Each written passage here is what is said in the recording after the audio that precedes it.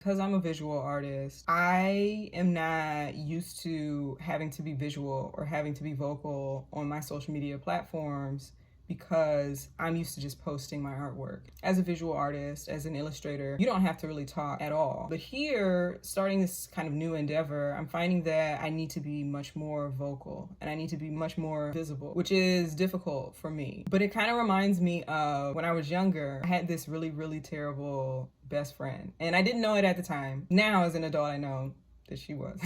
And she was just very like possessive. She didn't like me being friends with anybody else. She didn't like me talking to anybody else. Like anytime that she felt that somebody was taking priority over her, she like felt some type of way about it. It was very odd looking back on it. If you couldn't tell, obviously I am gay, but at the time I didn't know that. And so moving into middle school, I started to experience my gayness, I guess, I don't know, feelings. And so I started to kind of withdraw from her as a friend. And she took this personally. She decided that she was going to kind of like lash out, which is not the right response, to be perfectly honest. There was one day at lunch when we were in like the 8th grade, I think it was, that she said just outright, like, Morgan, did you know that people don't like you because they think that you're weird? Like verbatim, that's what she said. And so shortly thereafter, our friendship ended. I didn't invite her to like, you know, young kid stuff. I didn't invite her to my birthday party. And so we stopped being friends after that. The reason why this is relevant is that moving into high school, I had to confront like reinventing myself almost kind of. Having to develop new friendships with new friend groups. There were new people at the school. And initially that was like an intimidating task. And so what I ended up doing was just joining a whole lot of different groups and clubs and played sports and all this other kind of stuff. And so I ended up becoming friends with like a whole bunch of people,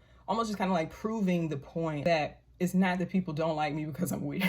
So take that. Now, as an adult, I'm finding that I almost kind of have to like tap into that energy again, right? Like, it's not that people think that I'm weird, it's that I'm antisocial. Is that I don't like talking to people. That's what the problem is. I just thought about that, how similar this period of time is for me to that period of time when I was like 12, 13 years old and going through the motions of middle school. You know how that is. Moving forward, I don't even know how to like, I don't know how to socialize on social media because I'm a visual artist. Like, I just throw art in people's faces. That's what I do.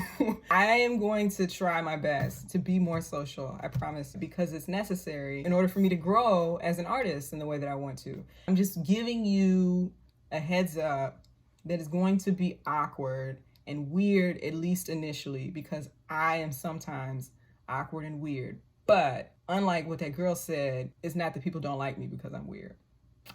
Thanks for listening to that rambling story.